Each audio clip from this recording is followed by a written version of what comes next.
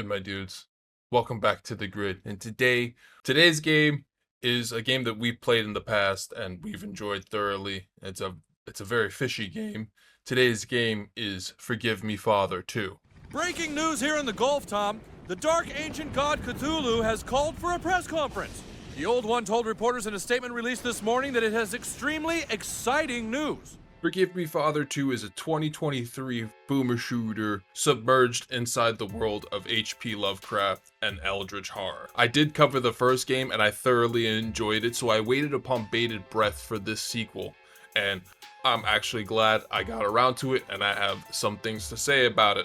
Developed by Bite Barrel and published by Fulgrim Publishing. That's a nice 40k reference. Forgive Me Father 2 picks up vaguely after the first one left off. Instead of giving us two protagonists to play as, we are now leaning with the priest character, which is the same character that I picked up in the previous game. We find the priest recovering in a mental asylum. This is what will become the game's hub area, and this is where you'll be able to purchase upgrades and weapons. But this is where the story majority takes place, and the levels that we will be covering, it takes place inside the protagonist's mind. Very Lovecraftian. Priest is struggling with the events that he experienced in the previous game. However, it's during this recovery is when he will start to receive strange letters from an anonymous friend. He will begin to relive his trauma and start to be called out in dreams. Very much fitting the lore of H.P. Lovecraft's universe when it comes to Cthulhu. Yes, we are dancing around the same deity again in this game. I thought it was going to be something different. The priest does seem to be suffering under the call of Cthulhu. With these dreams and these visions happening, our protagonist plans an escape, only to end up exactly where he was. This is very in-universe with this kind of horror.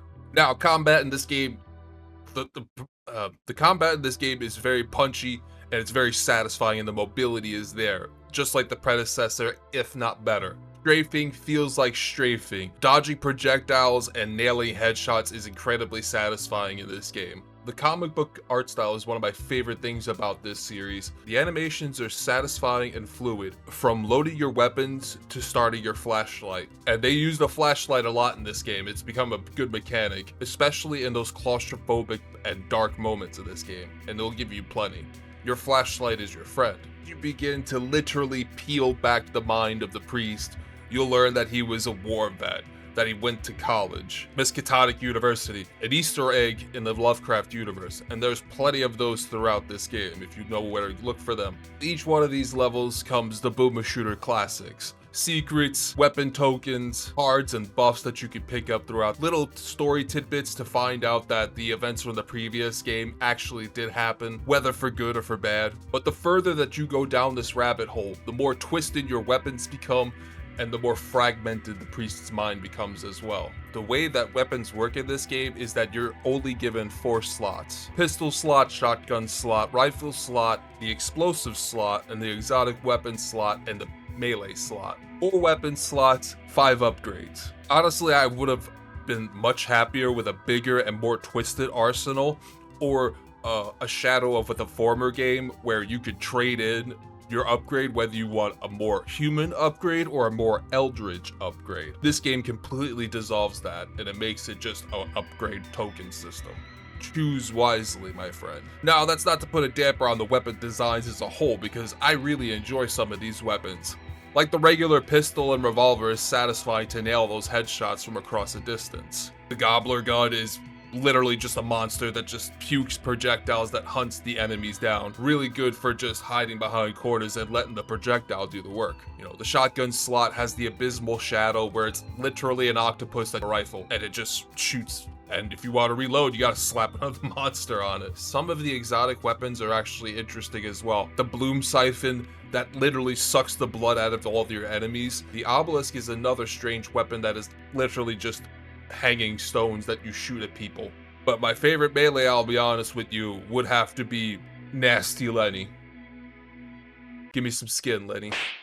But with all these weapons, you could take to the hordes of the Eldritch. Each enemy is relatively a good design, and it's hard for me to get a look at them. I have to look them up on the computer because some of these designs are really really interesting and cool looking. But it's hard to get a look at them while you're shooting them across the map or dodging their projectiles. Another way to upgrade your character in game is that they would give you cards. Think of them as like a deck of cards that each card has its own positive and negative attribute. Some cards are just passives that just go on in game. Some cards give you abilities while you activate the Dark Totem. Activating the Dark Totem was a mechanic in the previous game. While you were able to use several abilities at once in the previous game, this game limits all your abilities to the Dark Tome. This is a big gripe with me because I miss all the weapons at your disposal in the previous game, like the mop or the Bible, holy water, things of that nature. This game is honestly a mixed bag because I'm not crazy about how they handled the combat or the perks in this game,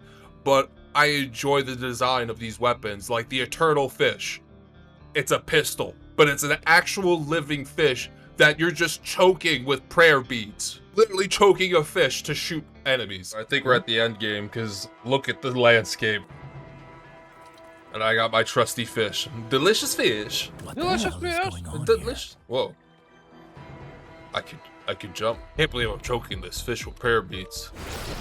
Daddy, chill. What the hell is even that? Another big gripe that I have with this game is that the length, it doesn't feel that long. It's either not long enough, the gravity is very underwhelming, because in the previous title, we were fighting deities, monsters beyond comprehension, and battling your subconscious is really good writing angle for the Lovecraft universe. It just has to pay off to something bigger, in my opinion. Like, that last boss battle with Cthulhu was incredibly underwhelming. You fight only one deity. A lot of the boss battles in this game are representations of the priest's trauma, which is good story-wise. When you finally break all the mental chains holding down our protagonist, and you fight the first deity or the big baddie, and it doesn't feel earned, in my opinion, because this game really hones in that personal choice in the Lovecraft universe. You can either give in to the madness or, hold your ground, maintain your sanity. Within every choice of this universe, it always comes with a price. There's no real happy ending. Even the good endings have bitterness in it. The exit that you found out of the horror is just a door to a bigger prison. With it shall go this record of mine, this test of my own sanity, where herein is pieced together that which I hope may never be pieced together again. I have looked upon all that the universe has hold of horror, and that even the skies of spring and the flowers of summer must afterward be poison to me. But I do not think my life will be long. As my uncle went, as poor Johannes went, so I shall go. I know too much, and the cult still lives. Cthulhu still lives too.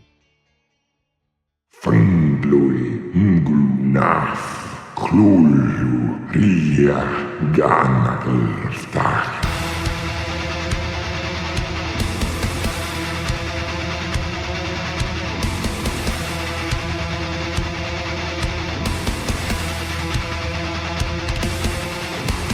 What's in the box, Gigs?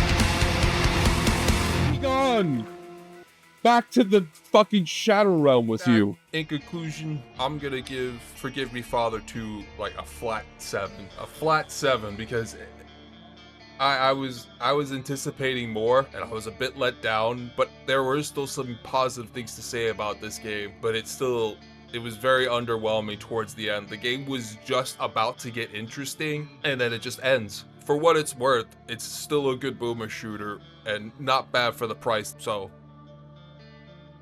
yeah, figured I'd cover this title. People have been asking me to look into the sequel, and I got around to it finally. Squeezed it in there between the big RPG titles that I've been covering. I have another game in mind that I would like to look into, but please stay tuned for that. I will catch you guys in the next video. So until then, my friends, stay sharp.